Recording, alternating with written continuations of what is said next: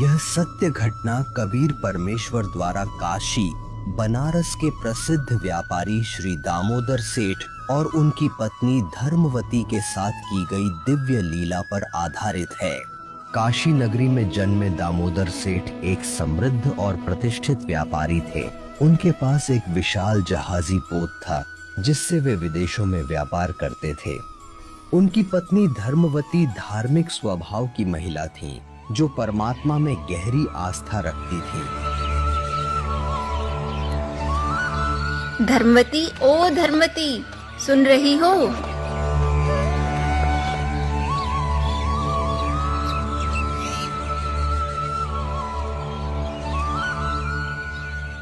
आओ बहन, कैसे याद किया?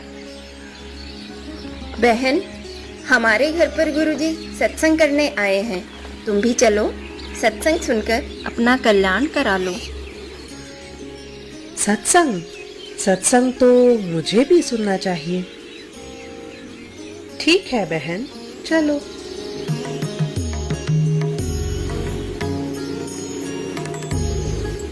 धर्मवती अपनी सहेली के साथ सत्संग स्थल की ओर निकल पड़ती है और वहां पहुंचकर सत्संग सुनने लगती है।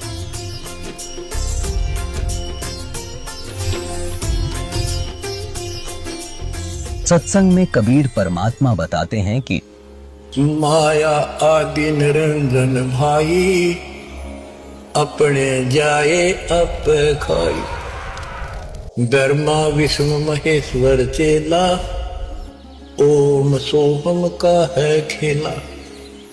सोन शिखर में धर्म अन्यायी, जिन शक्ति दायन में लपटाई। 1.25 लाख गहरा से नित उठ दूती, माया आदि तकत की पुती।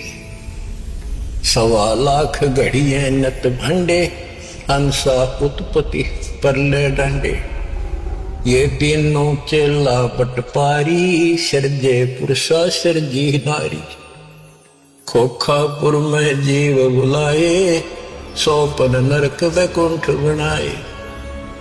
यो अरहट का कुआ लोई, या गढ़बंध्या है सब कोई। कीड़े कुंजर और अवतारा, हर हट डोरी बंध कोई और। अरब अलील इंदर हुए भाई, हर हट डोरी बंधे सब आही। शेष महेश और गणेश ताही, हर हट डोर बंधे सब आही। शुक्रादिक ब्रह्मादिक देवा, हर हट डोर बंधे सब खेवा। ये कोटिक करता फिरता देखा, हर हट डोरी कहो सुन लेखा।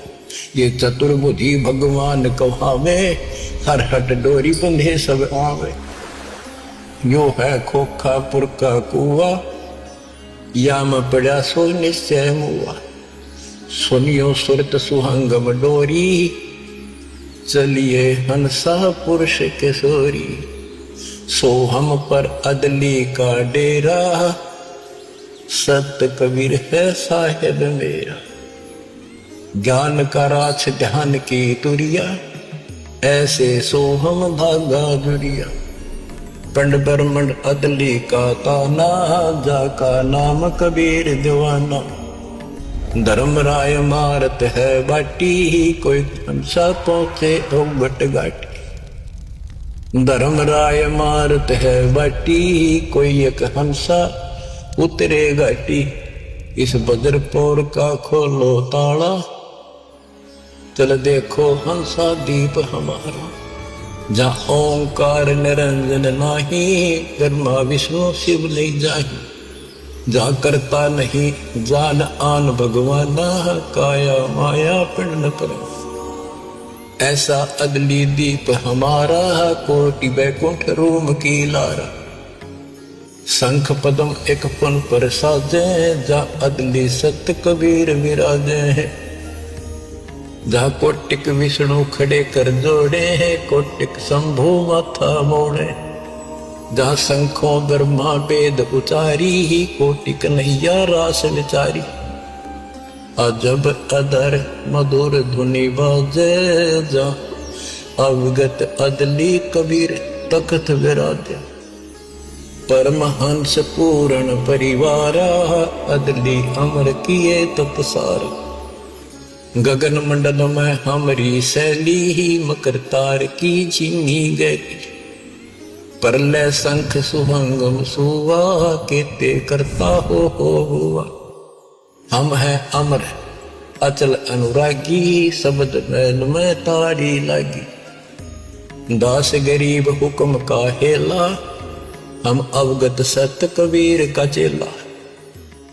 धर्मवती को सत्संग बहुत अच्छा लगता है। सत्संग पूर्ण होने पर सभी जाने लगते हैं, लेकिन धर्मवती वहीं बैठे रहती हैं।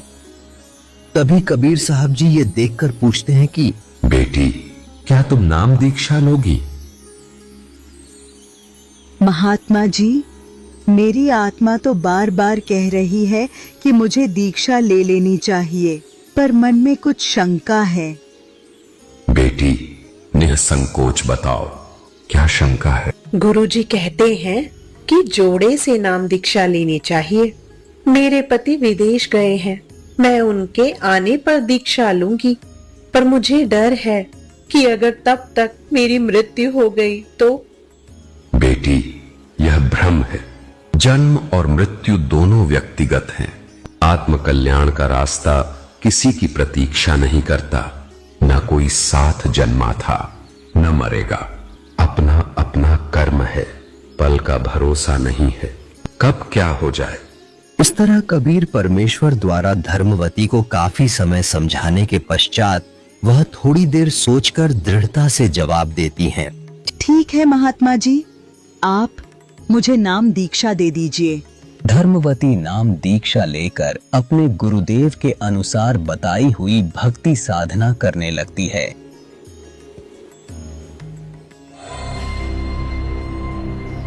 धीरे धीरे समय गुजरता है और दामोदर सेठ विदेशों से व्यापार कर अपने घर लौट आते हैं।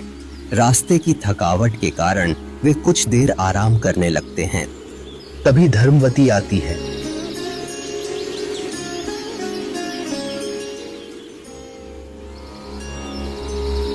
स्वामी, खाना बन गया है, खा लीजिए। हाँ हाँ धर्मवती, बहुत भूख लगी है, खाना लगाओ।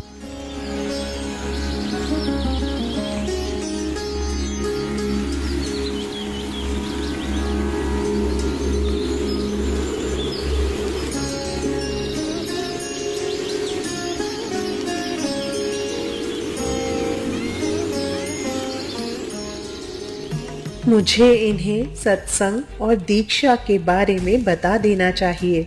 अगर किसी और ने बताया तो यह बहुत बुरा मान सकते हैं। स्वामी, मुझसे एक गलती हो गई है, मुझे क्षमा कर दीजिए। धर्मवती, मुझे तुम पर पूरा विश्वास है, तुम कोई ऐसा काम नहीं कर सकती जो क्षमा के योग्य न हो। हमारे पड़ोस में एक बहन ने गुरुजी से नाम दीक्षा ली है। मैं भी सत्संग में गई और मुझे गुरुजी का ज्ञान बहुत अच्छा लगा। मैंने उनसे नाम दीक्षा ले ली, बिना आपसे पूछे।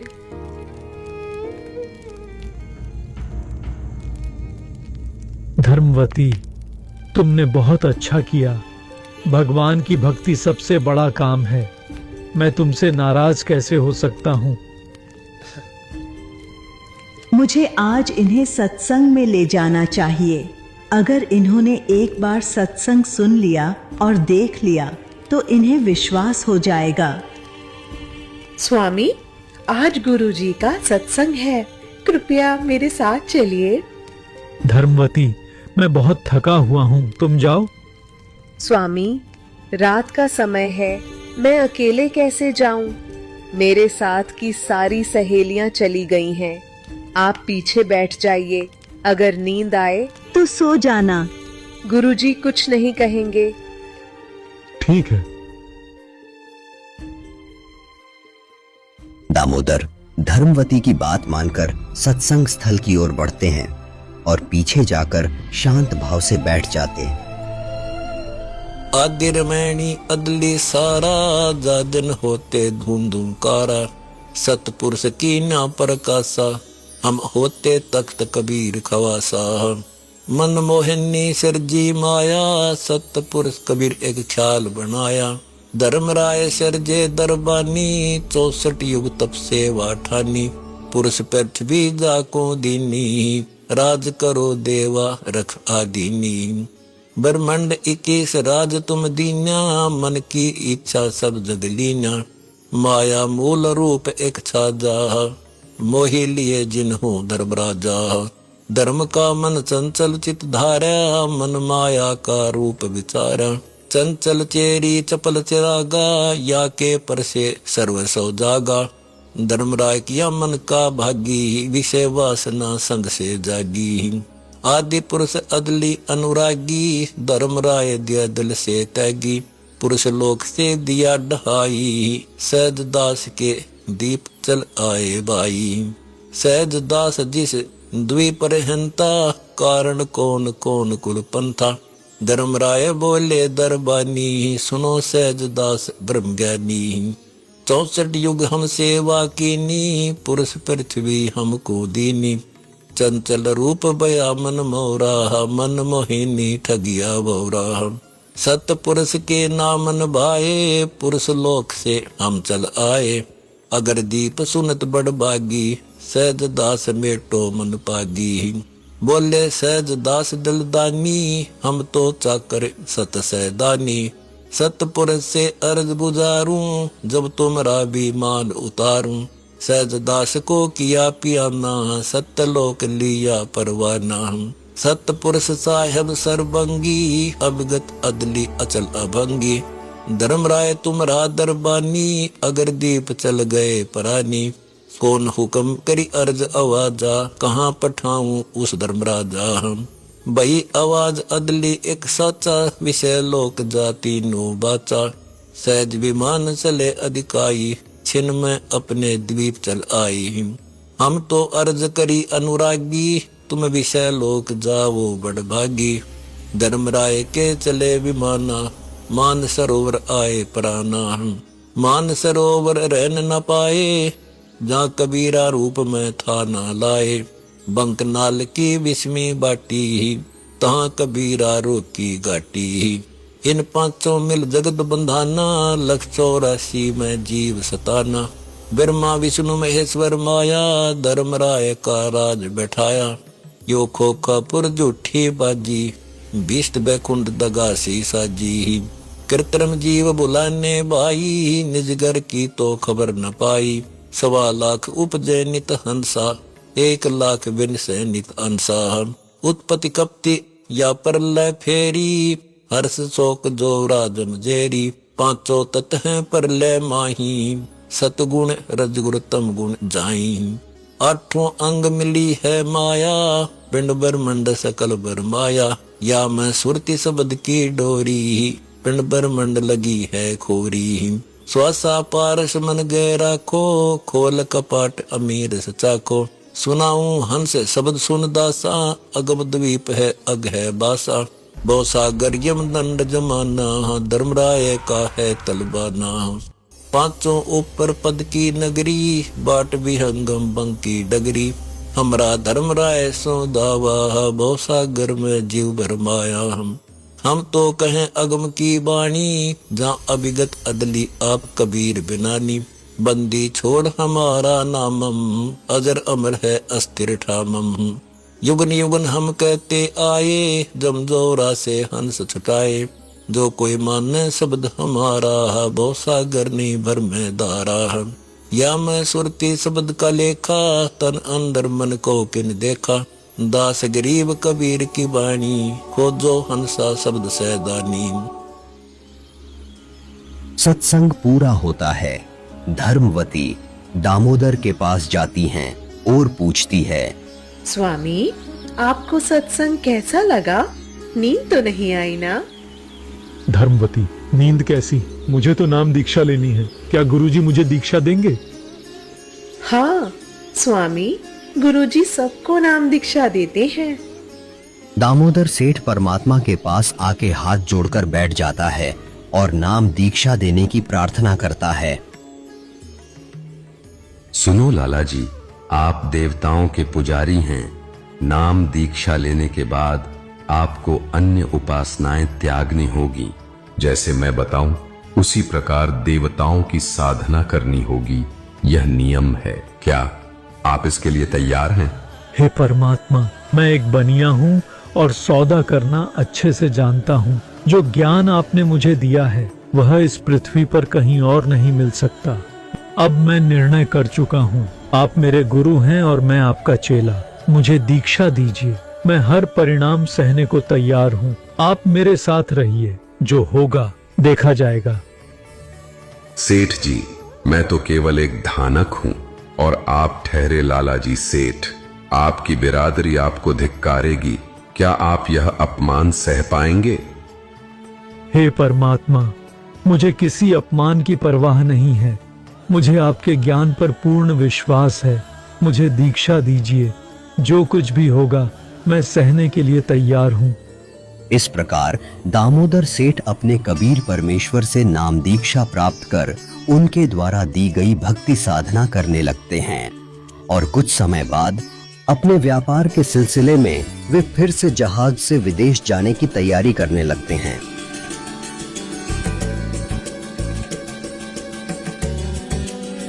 दामोदर सेठ जहाज पर जाने से पहले अपने थैले से देवी देवताओं की पुरानी मूर्तियां और तस्वीरें निकालकर एक एक करके समुद्र में प्रवाहित कर रहे होते हैं। थोड़ी दूरी पर उनके दो साथी व्यापारी यह दृश्य देखकर चौंक जाते हैं। अरे ये देखो, दामोदर सेठ देवी देवताओं की मूर्तियां समुद्र में डाल रहे हैं। चलो बाकी लोगों को बताते हैं। जब यह बात अन्य व्यापारियों को पता चलती है तो वे जहाज के पूजा कक्ष में जाकर देखते हैं कि अन्य भगवानों की जगह कबीर परमेश्वर की तस्वीर रखी है। यह देखकर वे दामोदर से गुस्से में पूछते हैं, दामोदर, भगवानों की तस्वीरें कहाँ गईं? क्या तुमने उन्हें फेंक दिया? भाइयों, मैंने नाम दीक्षा ले ली है। मेरे गुरुजी ने मुझे सिखाया है कि पूजा केवल एक परमात्मा की करनी है। वह अन्य देवी देवताओं का सम्मान करना है।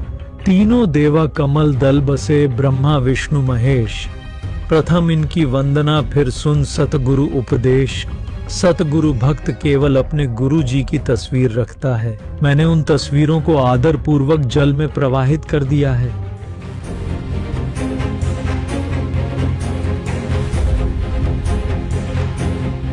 तूने क्या कर दिया? यह तो जुल्म है। तेरे साथ कुछ अनहोनी होगी। तूने देवी देवताओं को छोड़कर अपना नाश कर लिया है। भाइयों, मेरे गुरुजी देवताओं को छुड़वाते नहीं हैं, बल्कि उनकी सत्य साधना बताते हैं। मूर्ति पूजा को मना करते हैं। आप अपनी पूजा करो, मैं अपनी पूजा करूंगा। मुझे मेरे रास्ते पर चलने दो और परेशान मत करो। धीरे धीरे समय बीतता गया और दामोदर सेठ व्यापारियों के साथ अलग अलग देशों में व्यापार करने लगा।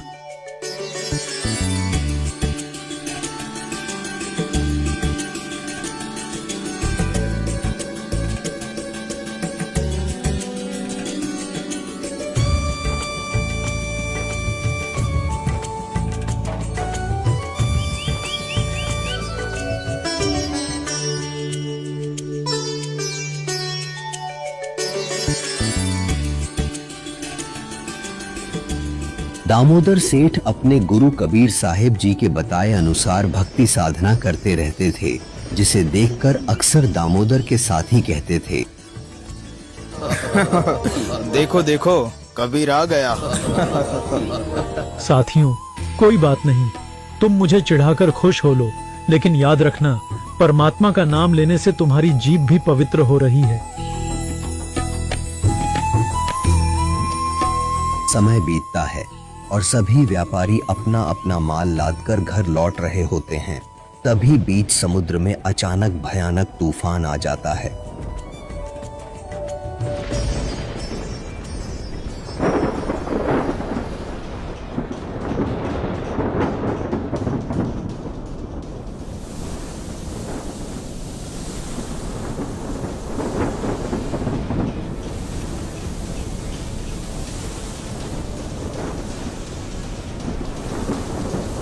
तूफान आया है, तूफान! संभालो भाई संभालो, पाल खोल दो, पाल खोल दो।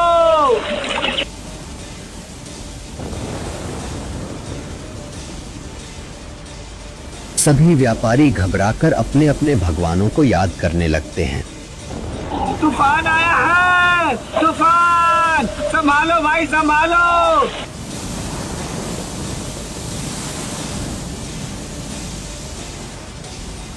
हे भगवान, हमारी रक्षा करो। हमारे देवताओं कृपा करे, कृपा करे।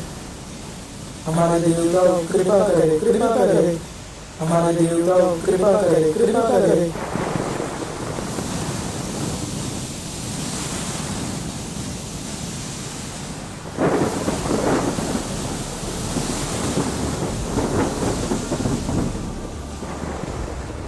धीरे धीरे तूफान और तेज होता जाता है और जहाज डूबने लगता है। सभी व्यापारी परेशान होकर अपने अपने भगवानों को याद करते करते थक जाते हैं, परंतु तूफान लगातार भयंकर रूप लेता जा रहा होता है। यह देखकर वे दामोदर के पास जाते हैं और कहते हैं,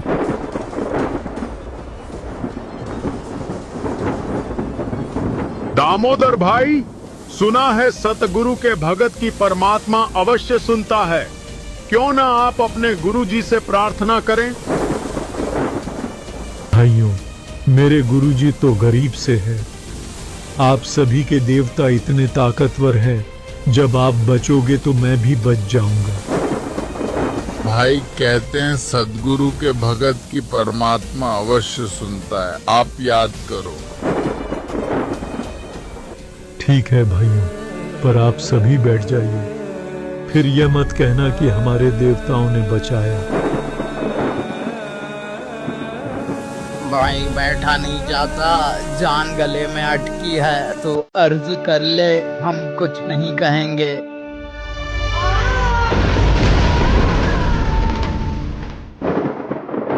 हे परमात्मा, आज लाज रख दो, मेरे कारण आपकी छवि खराब हो जाएगी। मुझ पापी को बाद में मार देना। मैंने आपकी महिमा इनके आगे बहुत गाई है। मुझ दास से कोई गलती बनी हो तो मुझे माफ करें और हमारी रक्षा करें प्रभु, रक्षा करें।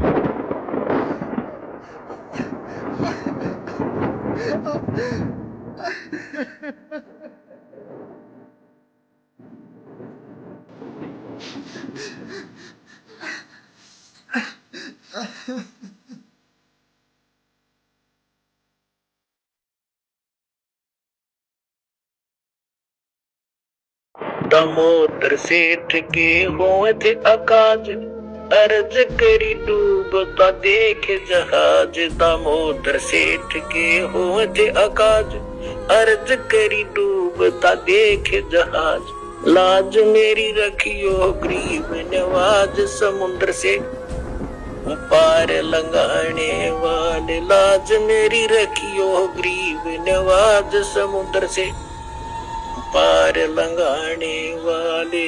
धन धन सतगुरु सत कबीर भक्त की, पीड़ मिटाने वाले।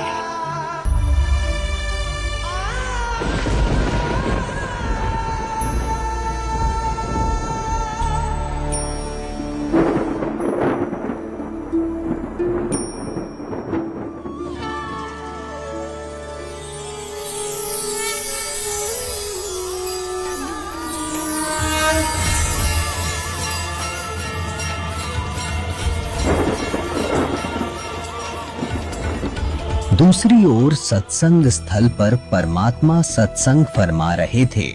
उनके शरीर से शरद ऋतु में भी पसीना छूट रहा था। परमात्मा चेहरे पर हाथ फेरकर पसीने पूछकर झटकते हैं तो जिस श्रद्धालु के छींटे लगते हैं वह पूछता है, हे परमात्मा, इतनी सर्दी में आपको पसीना क्यों आ रहा है? यह पसीना नहीं है, मेरा एक भक्त दामोदर सेठ है। उसका जहाज समुद्र में डूबने जा रहा था। मैं अभी उसका जहाज बचाकर आया हूँ। यह कैसे संभव हो सकता है? परमात्मा तो यहाँ पर बैठे हैं। दूसरी ओर समुद्री तूफान शांत हो गया था और दामोदर बेहोश पड़ा था। दामोदर सेठ के साथी उसे इस हालत में देखकर उस पर पानी के छींटे मारने लगे, जिससे दामोदर को होश आ गया।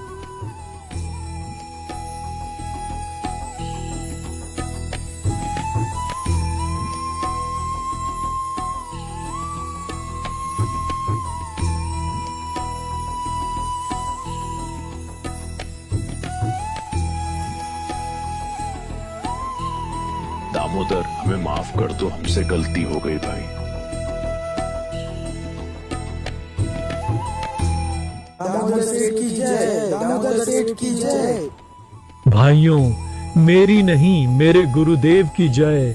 उनके जयकारे लगाओ। यह सब उन्हीं की कृपा से हुआ है। मैं तो एक तुच्छ जीव हूँ। दामोदर के सभी साथी दामोदर से माफी मांगने लगे। बहुत बड़ी गलती हो गई हमसे। हमने भगवान को नहीं पहचाना। कबीर प्रभु की बात हमने नहीं मानी। कबीर प्रभु की जय, कबीर प्रभु की जय।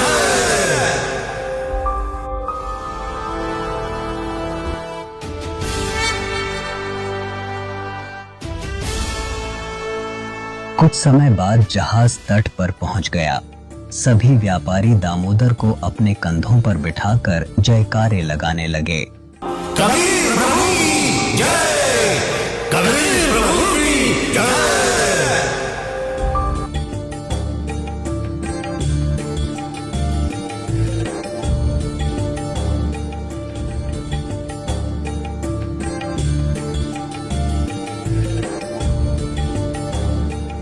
शहर में दामोदर के घर पहुंचने पर पता चलता है कि उनकी पत्नी सत्संग में गई हैं।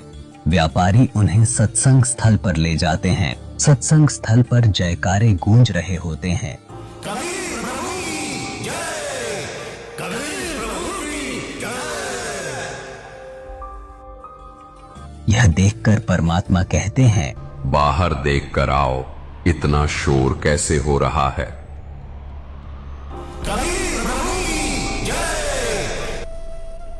परमात्मा बाहर दामोदर सेठ और उनके साथी आपका दर्शन करना चाहते हैं। उन्हें अंदर बुला लो।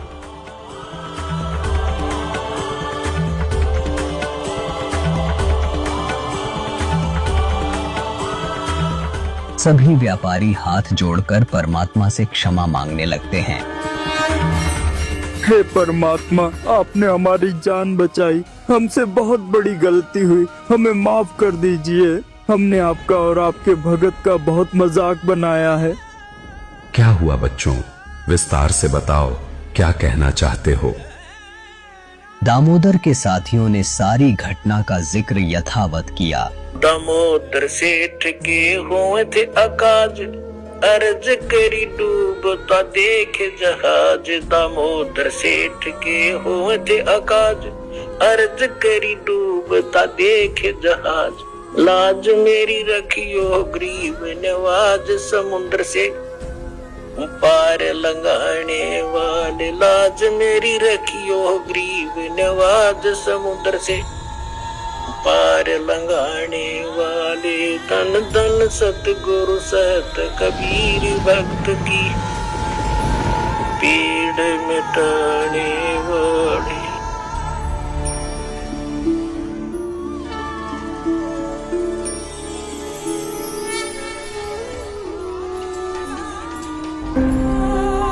कबीर प्रभु, हमको माफ करना, हमने आपको पहचाना नहीं।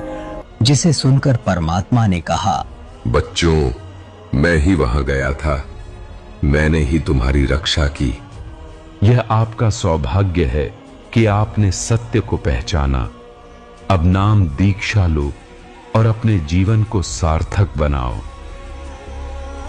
सारे श्रद्धालु दामोदर और सभी सेठों की बातें ध्यानपूर्वक सुनते हैं, और जिन्होंने परमात्मा के बारे में सोचा था कि परमात्मा ऐसा कैसे कर सकते हैं, वह तो हमें यहाँ पर सत्संग सुना रहे हैं और कह रहे हैं कि दामोदर सेठ का जहाज निकाल कर आए हैं। उनको भी अपनी गलती का एहसास हुआ और उन्होंने भी परमात्मा से माफी मांगी। हे परमात्मा, हमने आपके ऊपर अविश्वास दिखाया, हम नीचों को भी माफ कर दो दाता। अंत में दामोदर सेठ के सभी साथी परमात्मा से नाम दीक्षा लेते हैं और अपना कल्याण कराते हैं। कबीर प्रभु की जय, कबीर प्रभु की जय। दर्शकों, यह 2D एनिमेशन वीडियो संत रामपाल जी महाराज के सत्संग प्रवचनों का अंश मात्र है। संपूर्ण आध्यात्मिक ज्ञान प्राप्त करने के लिए अवश्य सुनिए संत रामपाल जी महाराज के मंगल प्रवचन। संत रामपाल जी महाराज के मंगल प्रवचन सुनने के लिए आज ही प्ले स्टोर से डाउनलोड करें संत रामपाल जी महाराज ऐप और सब्सक्राइब करें हमारा YouTube चैनल संत रामपाल जी महाराज।